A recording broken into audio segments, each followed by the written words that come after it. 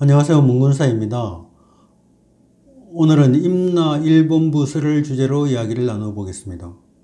우리나라와 일본은 이 과거사 문제와 독도 문제 등으로 언제나 마찰을 일으켜왔고, 또 최근에는 우리나라 군함위를 일본 해상자위대 초계기가 위협 비행을 하는 등 갈등이 아주 많이 고조되고 있는 상황입니다. 특히 이 임나 일본부 문제는 우리나라와 일본의 역사 인식 가운데 아주 중요한 차이점이 존재하는 지점입니다. 임나 일본부라는 서술은 우리의 역사서에서는 찾아볼 수가 없고 일본 서기에만 나오는 역사 기술입니다. 일본 서기에는 진구왕후가 369년 가야지방을 점령해서 임나 일본부를 설치하고 실질적인 통치를 하다가 562년 신라에 멸망했다고 쓰여 있습니다. 삼국사기에는 신라의 진흥대왕이 제위 23년인 562년 병부령 이사부와 화랑 사다함을 보내 가야를 멸망시켰다고 기록되어 있습니다. 가야의 이 멸망기사는 두 역사서가 일치하는데 임나 일본부에 대해서는 기록이 일치하지를 않습니다. 만약에 임나 일본부가 존재했다면 일본의 입장에서는 아주 중요한 역사 기록일 텐데 일본 서기보다 8년 전 편찬된 일본의 또 다른 역사책인 고사기에는 신공왕후의 임나 정벌이나 임나 일본부와 같은 사실은 전혀 기록되어 있지가 않습니다. 이 고고학적인 사실은 기록과 출토 유물이 일치해야 합니다. 기록은 그것을 쓰는 사람의 입장에 따라서 있던 사실이 잘려나가기도 하고 없던 사실이 덧붙여지기도 합니다. 결론부터 말하자면 한반도 남부에는 외의 가야 지배를 입증할 만한 고고학적 유물이 전혀 없습니다. 만약 외가 가야를 200년간이나 통치했다면 4세기에 가야 유물이 끊기고 6세기까지 외의 유물이 출토되어야만 합니다. 하지만 유물들은 4세기에서 6세기까지 계속해서 가야의 유물들이 출토되고 있습니다. 또한 이 일본이라는 국호는 고구려와 백제가 나당연합군에게 멸망당한 이 7세기 이후부터 사용이 되기 시작합니다. 그러니만큼 4세기에 일본이라는 명칭이 들어가는 임나 일본부라는 통치기구가 있었다는 것은 악의가 맞지 않습니다. 그러므로 일본 서기 기록만을 토대로 임나 일본부가 실제로 존재했다고 주장하기에는 여러 가지 문제점이 따르는 것입니다. 또 이 일본 서기는 우리에게 두 가지 뉘앙스를 풍깁니다. 그것은 첫째, 왜 일본이라는 말을 붙였을까입니다. 굳이 이 앞에 일본을 붙인 것은 백제의 고흥이 편찬한 백제의 역사책인 서기와 구분하려는 의도였을 것으로 보입니다. 이것으로 볼 때 일본 서기는 토착민이 편찬한 역사책이 아니라는 의미입니다. 두 번째는 역사서의 이름이 서기인 것으로 봐서 이 백제의 역사책인 서기와 관련성이 있다는 것입니다. 즉, 백제의 역사책 서기가 일본 서기의 모체라는 이야기가 성립될 수가 있습니다. 다음으로는 광개토 대왕 비문의 그 유명한 신묘년 기사입니다.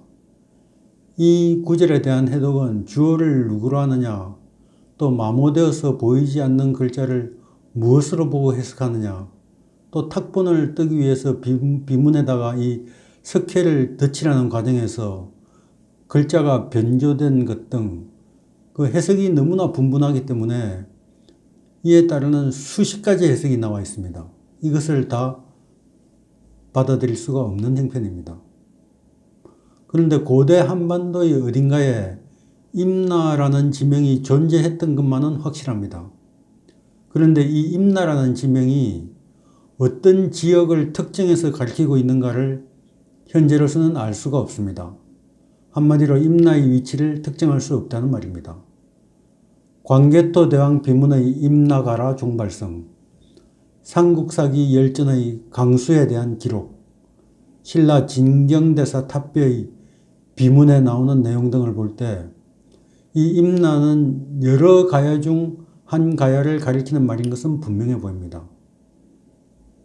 삼국사기 열전에 기록된 강수는 중원경 사람이다 라는 기록과 강수의 고백인 신은 본래 임나가량 사람입니다 에서 알 수 있듯이 임나는 중원경, 즉 지금의 충주 지방이 임나라고도 할 수 있습니다.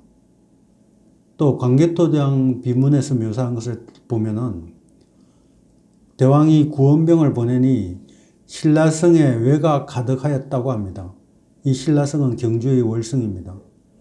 여기서 외를 계속 추격하니 임나가라 종발성에 이르러서 성이 항복을 합니다.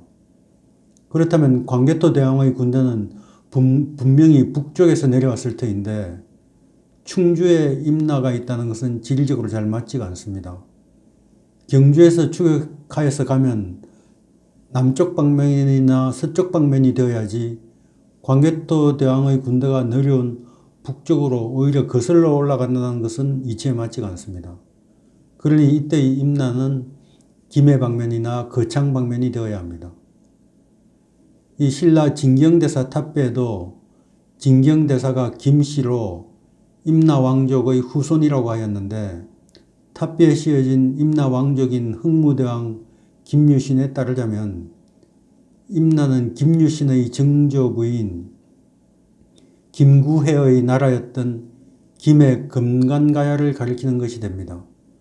이처럼 임나라는 지명의 위치를 특정을 할 수가 없는 것은 임나가 움직이고 있었기 때문에 그렇습니다. 백제는 부여의 분국으로서 한반도 남쪽으로 이동한 부여국입니다. 백제의 성왕은 국호를 남부여로 고칠 정도로 자신들이 부여족이라는 것을 드러내고자 했습니다. 백제 지배층의 성씨는 복성으로 부여입니다. 백제는 이 지배층과 피지배층의 언어가 다른 나라였습니다. 백제는 요동반도에서 하남 위례성으로 또 웅진으로 또 사비로 이동해 갔던 것입니다. 이후 백제는 나당연합군의 공격을 받은 후 일본 열도로 건너가 마지막으로 정착하게 된 것입니다. 그러므로 일본은 부여라고 할 수 있습니다. 일본 이소노카미 신궁에 보관되어 있는 칠지도의 존재는 확실히 반도 부여와 열도 부여가 하나의 부여 범주 안에 들어있다는 것을 알려주는 증거입니다. 칠지도에는 100번이나 단련한 강철로 칠지도를 만들었다. 이 칼은 온갖 적병을 물리칠 수 있으니 제후국의 왕에게 나누어질 만하다. 후세에 전하여 보이라. 는 명문이 칼의 양면에 새겨져 있습니다. 이 칠지도는 반도 부여와 열도 부여가 하나의 나라라는 것을 의미합니다. 칠지도에 새겨진 글의 의미는 공동의 적을 섬멸하자는 다짐입니다. 그 적은 바로 고구려입니다. 임나 역시 부여에서 분리되어 나온 부여족의 일부일 가능성이 매우 높습니다. 충주에 존재하던 임나와 한반도 남부에 존재하던 임나는 같은 지명을 가지고 이동한 것으로 보아야 합니다. 유목민들은 땅을 들고 다닐 수가 없으니 땅 이름만 들고 다닙니다. 한반도 남부의 마한, 진안, 배난이 원래 요동과 만주 지역에 존재했던 거대한 마한, 진안, 배난이 이동한 이름인 것과 같은 경우입니다. 일본 서기에는 백제와 가야의 관계는 부모 자식의 관계로, 일본과 가야의 관계는 부부의 관계로 묘사하고 있습니다. 그러므로 백제, 임나, 일본의 지배층은 부여족이었습니다. 역사 속에 등장하는 외는 이 고구려나 부여처럼 일정한 국체를 가지지 않고 요동과 만주, 한반도 남부지역, 이 일본의 북규슈 등에 광범위하게 거주하던 해안지역 사람들을 부르던 이름으로 보아야 합니다. 그러므로 한반도 남부 해안지역은 거기가 불릴 때 왜라고 불렸다고 볼 수 있습니다. 이 아주 미스테리한 기록으로 널리 알려진 광개토항 비문에 기록된 404년의 기록, 대방계를 침입한 왜의 대군에 대한 기록은 왜의 실체를 이렇게 이해하면 해석이 가능합니다. 이 왜는 백제, 한반도 남부, 일본의 연합 세력이었던 것입니다. 고려시대 왜구라고 불리던 집단에 속한 사람들의 구성도 온전히 일본인들만 있었던 것이 아닙니다. 이 왜구의 인적 구성은 일본이 30% 정도이고 한국인, 중국인, 저 멀리 베트남인까지 아주 다양했습니다.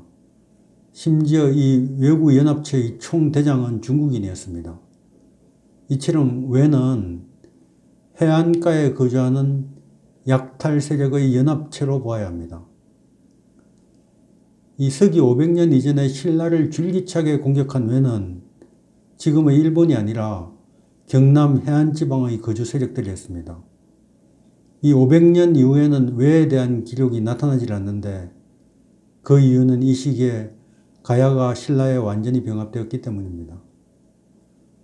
그러므로 일본 서기의 임나 일본부설은 사실 역사적으로 이 논제로 세우는 것 자체가 불가능한 하나의 억지라고 할 수 있습니다.